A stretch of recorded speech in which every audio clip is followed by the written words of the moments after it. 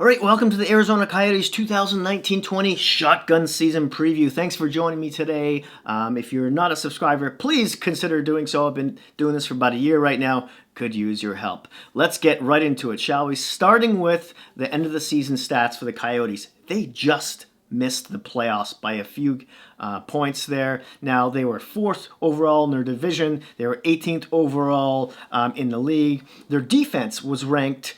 their offense, 28th. Their defense was ranked 5th. Their power play, 26th. Ouch. Their penalty kill, tied for 1st. So there's some good things to come out of that.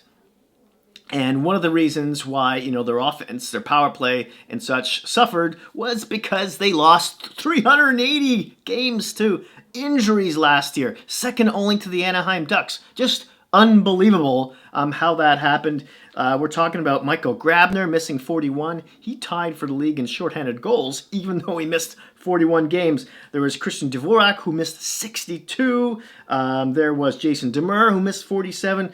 Jacob Chitrin, who missed 29. Hinestroza missed 10. Ranta, their leading goaltender, only played like 12 games. Thank God, Kemper was fantastic through the whole season, and Aiden Hill from the AHL jumped in, played pretty well as well, and Calvin Pickard, who's no longer with them, also played a handful of games.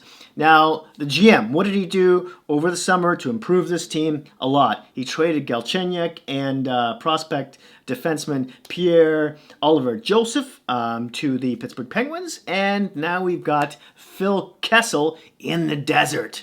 Now, don't expect Kessel, to be an 82 point per game player like he was in Pittsburgh.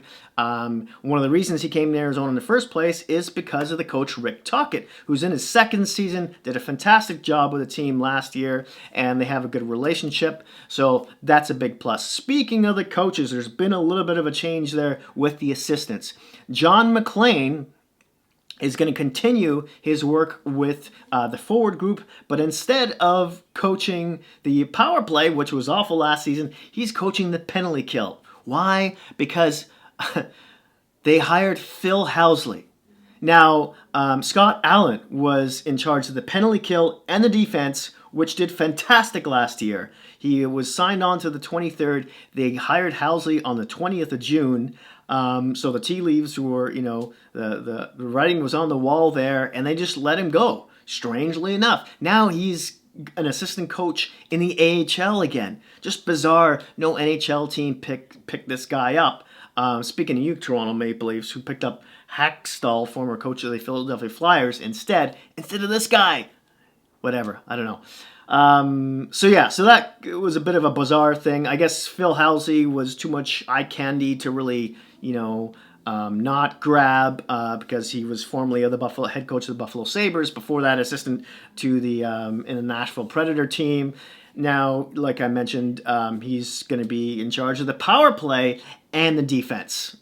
Yeah, just weird how that situation ended up. We'll see how they'll do. Now, let's talk about the forward units and how they're going to... Oh, I forgot to tell you that, of course, they also grabbed Carl Soderberg in a trade from the Colorado Avalanche. Speaking of which, he'll probably be the second, maybe even third line center. He might even play wing in a top 6 next season. We'll see, because a lot of people are saying Nick Schmaltz might be the Coyotes' new first line center. Where's Derek Stepan going to go? Probably the second line. Now, Schmaltz played mostly the wing in Chicago, but he is also a centerman, so we'll see how he does. Maybe he starts the first line center after half the season, and there's a transition there between him and Stefan, between the first and second line. We'll see how that whole dynamic works out. Dvorak also plays wing and center, so where's he going to end up? He could be the third line center. Then there's Brad Richardson, who's probably going to be the fourth line center.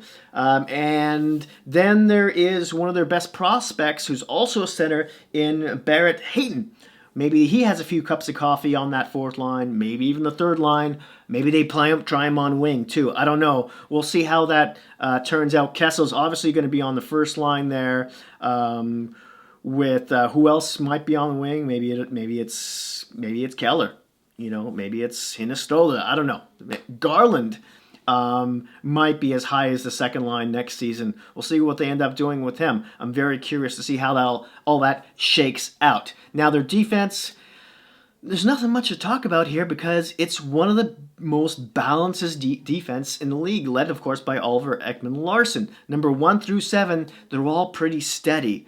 Goaltending, Ranta, Kemper, were both amazing when they were playing last season, as was Aiden Hill from the AHL. Calvin Pickard, who played a handful of games, is gone. Now, if all three of these goaltenders can stay healthy, who's to say they don't try and trade one of them for some more offensive help? And hey, we're talking about the Coyotes here. They could always use some more goals. Because Phil Kessel, I'm thinking maybe he's good for about 25 goals next season. He's definitely not going to hit that 30 mark again, I don't think. And he'll probably lead the team in points, too, somewhere around maybe 65. Yeah. So there you have it. I think I've hit all the bases. I would love to hear your thoughts and opinions on where you think Arizona's going to land next season. My guess is that they're going to be anywhere as high as third in their division. Yeah, I know. I said it. And as low as, I don't think they'll get any lower than 6th. Unless they go through a ravage of injuries all over again. Now, I say third because Calgary's goaltending is a little bit iffy. Can Riddick do it all season? San Jose, their goaltenders were awful during the regular season last year.